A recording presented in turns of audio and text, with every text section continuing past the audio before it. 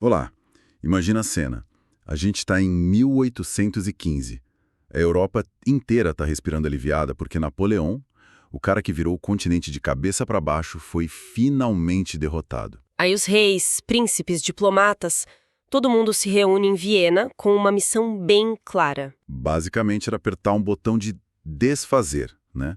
A ideia era apagar as últimas décadas, fingir que a Revolução Francesa e aquelas ideias de liberdade e nação nunca tinham acontecido e voltar para o bom e velho tempo dos reis absolutistas. Um projeto de restauração, de colocar o gênio de volta na garrafa. Exatamente. Só que essa garrafa já estava, digamos, toda rachada. Pois é, ideias como liberalismo e nacionalismo não eram mais só teorias de filósofo, sabe? Já estavam na cabeça das pessoas. E a nossa análise de hoje vai mergulhar justamente na história de como essa tentativa de voltar ao passado simplesmente explodiu. Isso. Vamos seguir o rastro de 3 grandes ondas revolucionárias que varreram a Europa e mostraram que, olha, não dava mais para ignorar as novas forças que estavam em jogo. Exato. E o nosso objetivo aqui é conectar os pontos. Não são só revoltas pipocando em lugares diferentes, sabe? É uma grande história conectada, quase um efeito dominó continental. Uma batalha de ideias. Uma batalha de ideias, a ascensão de novas classes sociais e o começo do redesenho do mapa europeu que a gente conhece hoje. Vamos passar por 3 momentos cruciais. A primeira faísca, em 1820, a grande vitória da burguesia em 1830 e a explosão geral de 1848, a famosa Primavera dos Povos. Ok, vamos analisar isso então. A primeira onda, ali nos anos 1820, começa mais de leve, né? Mais concentrada no Mediterrâneo. E o caso da Grécia já começa com uma confusão que achei fantástica. Era uma revolta nacionalista contra o Império Turco-Otomano. Mas quem aparece para apoiar os revolucionários? As mesmas potências conservadoras que tinham jurado esmagar qualquer revolução. Como é que se explica isso? É a geopolítica em sua forma mais pura. Pensa assim, a Rússia tinha criado um clube com a Áustria e a Prússia, a Santa Aliança, com uma única regra. Se a gente vira uma revolução, a gente se junta para acabar com ela. Certo. Só que essa revolução estava acontecendo na casa do maior rival dela, o Império Otomano. Aí a Rússia pensou, sabe, essa revolução até que não é tão ruim assim. Ah, entendi. Então o interesse nacional falou muito mais alto que os princípios do clube. Muito mais alto. A Rússia queria enfraquecer os otomanos para ter acesso ao Mediterrâneo. Aí a Grã-Bretanha, que não queria ver a Rússia crescendo demais, também entrou no jogo para, digamos, equilibrar as coisas. É um exemplo clássico da tal raison d'État, a razão de Estado, né? Sei. Na Espanha, o rei Fernando VII volta ao poder e decide que não quer conversa. Ele tenta uma restauração radical, quer dizer, absolutismo total, como se nada tivesse mudado. Pois é, mas a reação veio de um lugar completamente inesperado, né? Do próprio exército. Veio de dentro do próprio exército. Eram as tropas que estavam de saída para as colônias na América para tentar sufocar as independências por lá. Em 1820, na cidade de Cádiz, elas se rebelam. A exigência era clara. Não vamos a lugar nenhum até que o rei aceite a Constituição Liberal de 1812. E as outras potências europeias deixaram isso acontecer? Ficaram olhando? De jeito nenhum. O tal Concerto Europeu agiu rápido. Eles deram sinal verde para a França invadir a Espanha e restaurar o poder absoluto de Fernando VII. Mas aqui tem um detalhe crucial que as fontes mostram. Nos bastidores, a Grã-Bretanha e a França fazem um acordo. Elas basicamente dizem, ok, a gente ajuda a restaurar a monarquia na Espanha, mas não vamos nem tentar recolonizar a América. Aquela batalha já está perdida. Nossa, foi a pá de cal, então. Foi a pá de cal nas esperanças espanholas de reaver o império.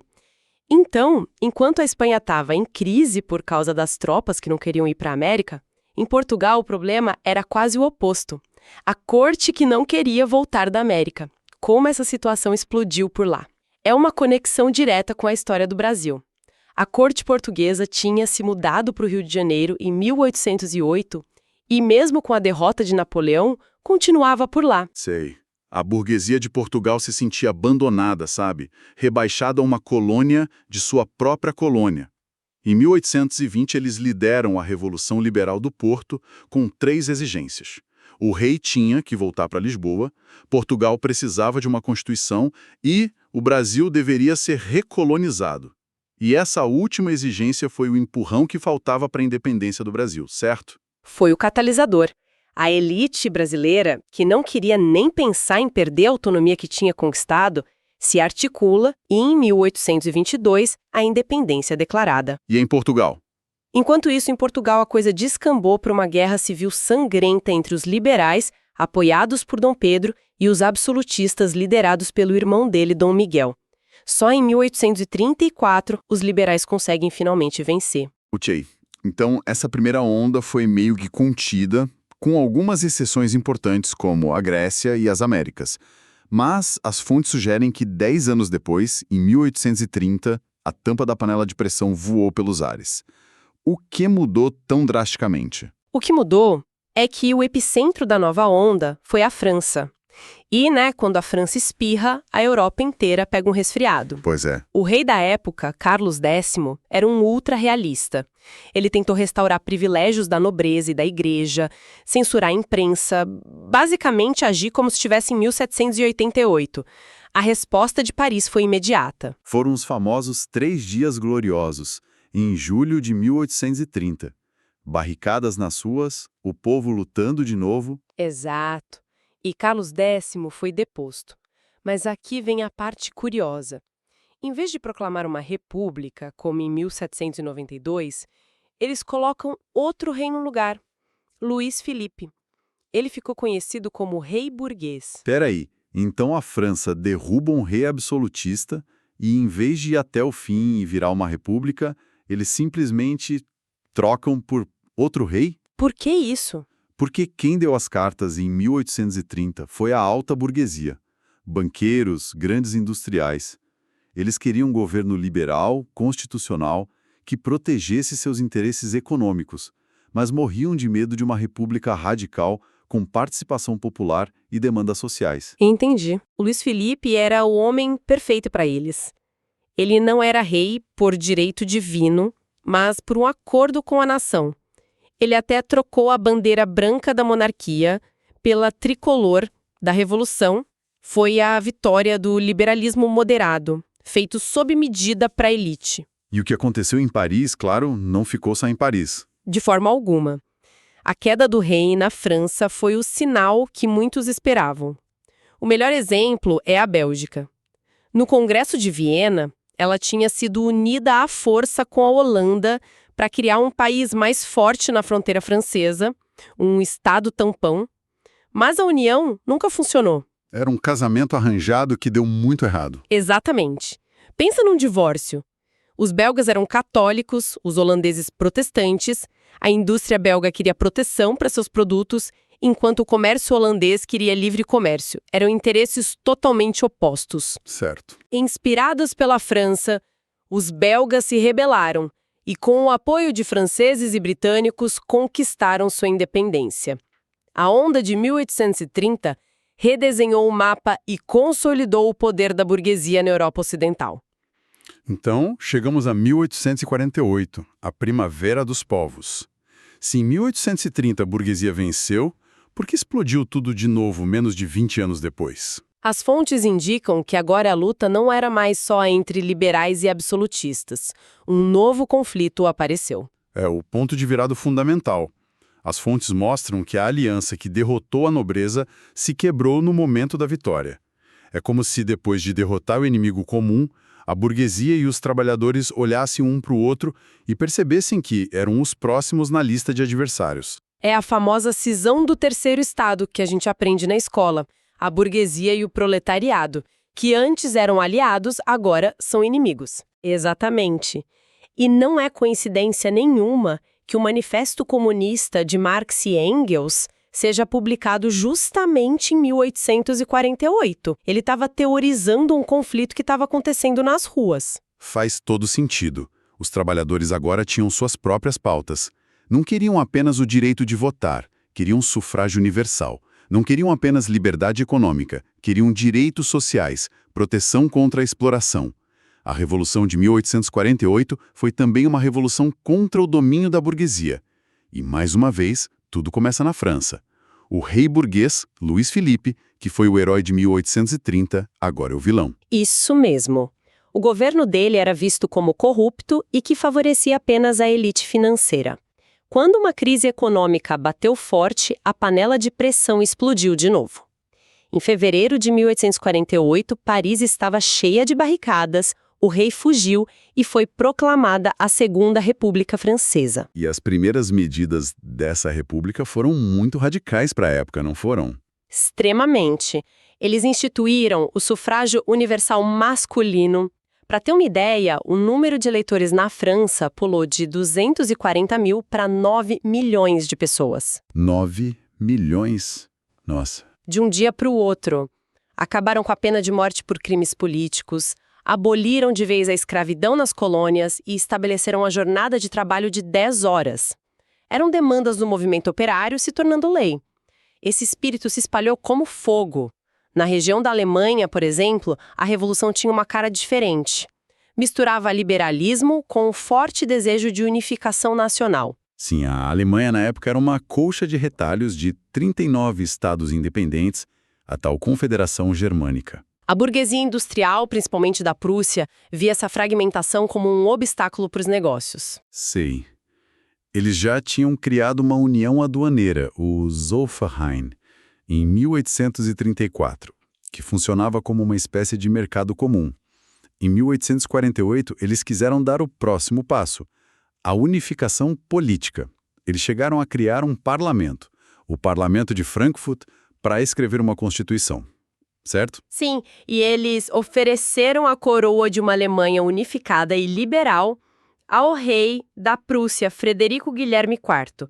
E a resposta dele entrou para a história. Ele recusou, dizendo que não aceitaria uma coroa vinda da sarjeta, ou seja, oferecida pelo povo. Que espetacularmente arrogante. Ele basicamente disse: eu adoraria ser imperador, mas só se forem os outros príncipes que me convidarem para a festa, não o povo. Exatamente essa mentalidade. E essa recusa fez o projeto liberal de unificação fracassar. A unificação alemã só aconteceria mais 20 anos depois, mas por um caminho bem diferente, conservador, militarista, liderado por Bismarck. Mas a semente de 1848 foi fundamental. As fontes também falam de um caso curioso, a Inglaterra. Lá não teve revolução em 1848, porque eles ficaram de fora da Primavera dos Povos. A Inglaterra é o ponto fora da curva, porque a classe dominante foi mais inteligente, digamos. Eles souberam ceder para não quebrar. O sistema político britânico já tinha passado por reformas, como a de 1832, que ampliou o direito de voto para a burguesia industrial. Mas a pressão popular existia. A pressão dos trabalhadores era enorme. Havia um movimento social gigante chamado cartismo. Eles apresentavam as cartas do povo ao parlamento com milhões de assinaturas. Isso. Eram petições exigindo o sufrágio universal masculino e outras reformas democráticas. Embora o parlamento tenha rejeitado as principais demandas políticas na época, a pressão foi tão grande que forçou a aprovação das primeiras leis trabalhistas de verdade na Europa. Como quais? Como a que limitou o trabalho de mulheres e crianças e a que fixou a jornada de 10 horas, foi uma vitória concreta do movimento operário, conquistada pela pressão, sem precisar de uma revolução violenta. Recapitulando rapidamente, então, o percurso. 1820 foi um teste de estresse no sistema de Viena, uma primeira rachadura. 1830 foi o momento em que a alta burguesia tomou o poder na Europa Ocidental. E 1848 foi um terremoto que mudou tudo, colocando o nacionalismo e, principalmente, o novo conflito entre burguesia e proletariado no centro do palco. Perfeito. E o grande paradoxo de 1848 que as fontes deixam claro é que foi um fracasso retumbante que mudou tudo. Quase todas as revoluções foram esmagadas militarmente em 1 ou 2 anos. A repressão foi brutal. Mas a caixa de Pandora foi aberta. O gênio que eles tentaram colocar na garrafa em 1815 escapou de vez. Exatamente. O arquiteto daquela ordem conservadora, o austríaco Metternich, que mandou na Europa por 30 anos, teve que fugir de Viena disfarçado. Só isso já mostra o tamanho da mudança. A ideia de uma Alemanha unificada ou de uma Itália unificada se tornou uma força imparável. E o mais importante, a questão social, a briga entre capital e trabalho, virou o tema central da política europeia pelo século seguinte. Foi a derrota mais vitoriosa da história. O que a gente analisou hoje mostra um padrão fascinante. Uma grande aliança se forma para derrubar uma ordem antiga, a do absolutismo. Mas assim que essa aliança vence, ela se despedaça. Isso nos deixa com uma questão para refletir. Quando uma revolução é vitoriosa, a batalha mais difícil não é contra o inimigo que foi derrotado, mas sim para decidir qual dos vencedores vai poder escrever as novas regras do jogo.